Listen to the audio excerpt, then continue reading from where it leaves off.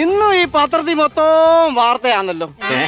എന്റെ ദൈവമേ, ഇത് മൊത്തം ഞാൻ തന്നെ വായിച്ച് തീർക്കാൻ വേണമല്ലോ. കേരളത്തിൽ ചാരായം നിർത്തലാക്കി. എന്റെ ദൈവമേ, ഞാനിത് അങ്ങനെ സഹിക്കുവോ? അയ്യോ, ഞാനിത് സഹിക്കുവോ? സർക്കാർ ചാരായം നിർത്തലാക്കി. എന്റെ പ്രസവം നിർത്തിയപ്പോ നിങ്ങൾക്ക് ഇത്രയും തണ്ണം ഇല്ലായിരുന്നല്ലോ. എടി, നിന്റെ പ്രസവം നിർത്തിയപ്പോ ഒരു ബക്കറ്റും മക്കും കിട്ടിയായിരുന്നു. ചാരായം നിർത്തിയ ഒരു ബെഗ് പോലും കിട്ടത്തില്ല. ഇത് ഞാൻ എങ്ങനെ സഹിക്കുവേ? ഇത് ഞാൻ സഹിക്കത്തില്ല. സുധാകര, നിന്നോട് പലപ്പോഴും പറഞ്ഞിട്ടുണ്ട് എന്റെ പറമ്പിൽ വന്ന് ഇങ്ങനെ കുത്തിയിരിക്കരുതെന്ന്.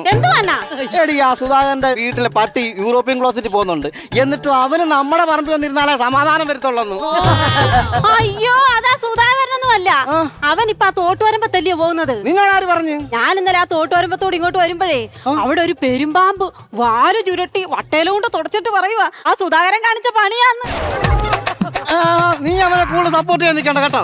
നീ ഒറ്റ കാരണം അവന്റെ പട്ടി എന്നെ കടിക്കാൻ വന്നത്. അയ്യോടാ, ഓടുന്ന പട്ടിക്ക് ഒരു മുഴം മുമ്പേ അറിയാൻ പറഞ്ഞപ്പോ നിങ്ങൾ എന്തോ കാണിച്ചത്? ഓടുന്ന പട്ടിയുടെ മുന്നിൽ ഉടുമുണ്ടെറിഞ്ഞു. പറഞ്ഞിട്ട് കാര്യമുണ്ടോ?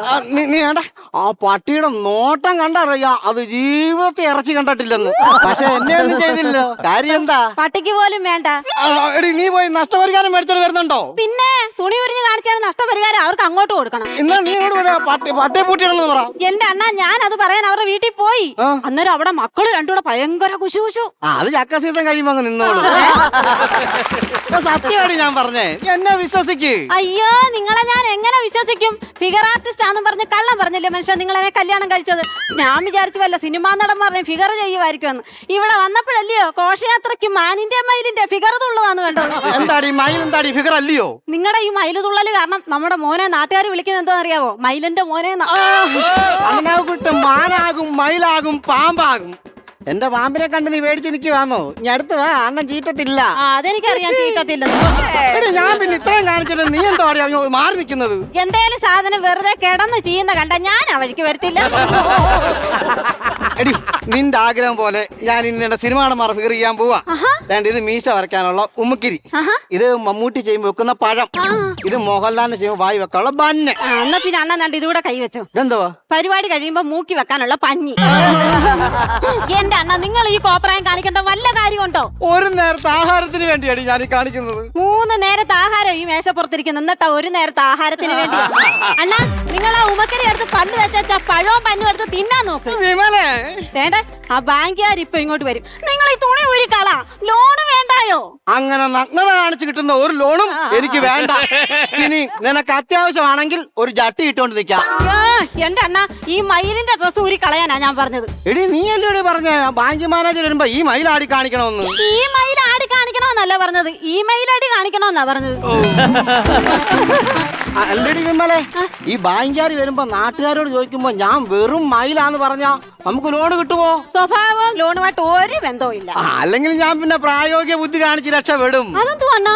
കഴിഞ്ഞ ആഴ്ച പരിപാടിക്ക് പോയപ്പോഴേ രാത്രി ഞാൻ ഈ മയിലിന്റെ ഡ്രസ്സും പീലിയും കെട്ടി വെച്ചോട്ട് പറന്നങ്ങ് ചെന്ന് എന്നിട്ട് വെട്ടത്തിൽ നിന്ന് മനസ്സിലായത് കാക്കയുടെ ഡ്രസ്സും മയിലിന്റെ പീലിയും. എന്റെ ദൈവമേ, ആ കമ്മിറ്റിക്കാരായിരുന്നു നിങ്ങൾ എങ്ങനെ രക്ഷപ്പെട്ടെന്നാ? കാക്കയും മയിലിനെയും ചേർത്ത് ഞാനൊരു അഭിഹിതം ഉണ്ടാക്കിയിട്ട് അന്നാരെ അവിടുന്ന് രക്ഷപ്പെട്ടെന്ന്.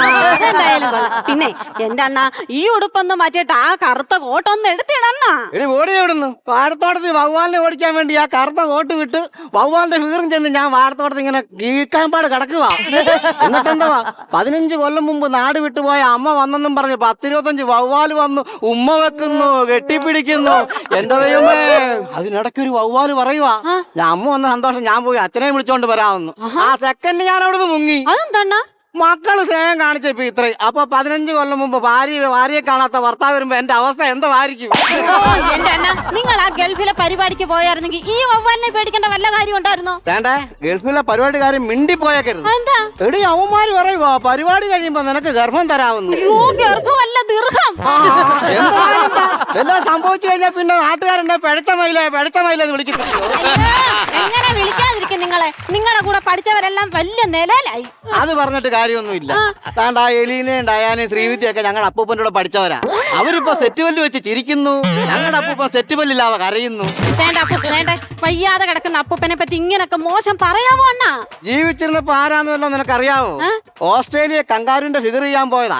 തിരിച്ചു വന്നപ്പോ കങ്കാരുന്റെ സഞ്ചിക്കാത്തൊരു മദാമ.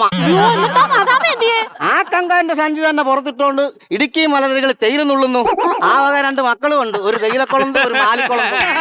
അല്ലണ്ണ, നിങ്ങൾ ഈ പക്ഷിയുടെ ഫിഗർ ഒക്കെ ചെയ്തുള്ളൂ, വല്ല മൃഗത്തിന്റെ ഫിഗർ ചെയ്തുകൂടായോ? ഞാൻ ഇപ്പൊ ആടിന്റെയും പശുവിന്റെ ഒക്കെ ഫിഗർ ചെയ്യുമല്ലോ. എന്നാ പിന്നെ ഒരു പട്ടിയുടെയും കൂടെ ചെയ്യണ്ണ. ഒരു ബോഡി എവിടുന്ന് വരുന്നു പോകുന്ന കന്നിമാസ പട്ടിയുടെ സീസൺ വർക്ക് കിടക്കുന്ന സമയമാണ്.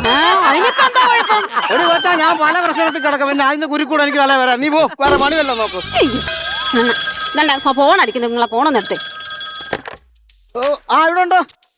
വീട്ടിലോട്ട് വരുവാന്നോ? അയ്യോ അണ്ണാ, വീട്ടിലോട്ട് വരുവാണെങ്കിൽ ആ ബാങ്ക് മാനേജർ ആയിരിക്കും. അണ്ണാ, ദാരിദ്ര്യം പറഞ്ഞാലേ ലോൺ കിട്ടത്തുള്ളൂ. ദാരിദ്ര്യം പറയണ്ട. എനിക്ക് 2 മക്കളാണ്. 10 മക്കളുണ്ടെന്ന് പറ മനുഷ്യ. അതൊക്കെ ഒരു ദാരിദ്ര്യമാണോടി? നിങ്ങൾ ഇങ്ങോട്ട് മാറി, ഞാൻ അങ്ങോട്ട് പറയാം. അയ്യോ എന്റെ പൊന്നു സാറേ, എന്റെ അണ്ണനാണെങ്കിലേ പരിപാടി ഒന്നുമില്ല സാറേ. എങ്ങാനും ഒരു പരിപാടി കിട്ടിയ കള്ളും കുടിച്ചാ കമ്മിറ്റിക്കാരെ മൊത്തം ഇയാളെ ചീത്ത വിളിക്കും. പിന്നെ ആരെയായാലും പരിപാടി കൊടുക്കുവോ സാറേ? എന്റെ സാറേ, അത്രയ്ക്കും ദാരിദ്ര്യമോ സാറേ? സാറേ ഞാൻ അങ്ങനെ എല്ലാവരും ചീത്ത വിളിക്കും സാറേ. എന്നൊക്കെ കാശും തരാതെ ഫുഡും തരാത്ത കമ്മിറ്റിക്കാരെ ഞാൻ ചീത്ത വിളിക്കത്തുള്ളൂ സാറേ. പിന്നെ മാന്റെ ഡ്രസ് ഇല്ലാത്തപ്പോ ഞങ്ങളുടെ മാമിയുടെ നൈറ്റ് ഇട്ടോണ്ടാ സാറേ പോന്നെ. അതുകൊണ്ട് സാർ എനിക്ക് പെട്ടെന്ന് ലോൺ അനുവദിച്ച് തരണേ. ഓക്കെ. എങ്ങനെയുണ്ട്? ഞാൻ കയറ്റി വെച്ചില്ലയോ? അത് ഞാനിപ്പോ ഇറക്കി തരാമല്ലോ. എന്തിനാണ് നിങ്ങൾ എന്നെ തല്ലിയത്? വിളിച്ചത് ബാങ്ക് മാനേജർ അല്ല, പിന്നെ എന്റെ പരിപാടി ബുക്ക് ചെയ്യാൻ വിളിച്ച കമ്മിറ്റിക്കാരാ. ഇനി ഞാൻ പുതിയ ഐറ്റം എല്ലാം ചെയ്തെങ്കിലേ എനിക്ക് രക്ഷപ്പെടാൻ പറ്റത്തുള്ളൂ. എന്നാ എനിക്ക് കന്നിമാസം ഒന്നും നോക്കണ്ട, അണ്ണൻ ആ പട്ടിയുടെ ഫിഗർ അങ്ങ് ചെയ്യണ്ട.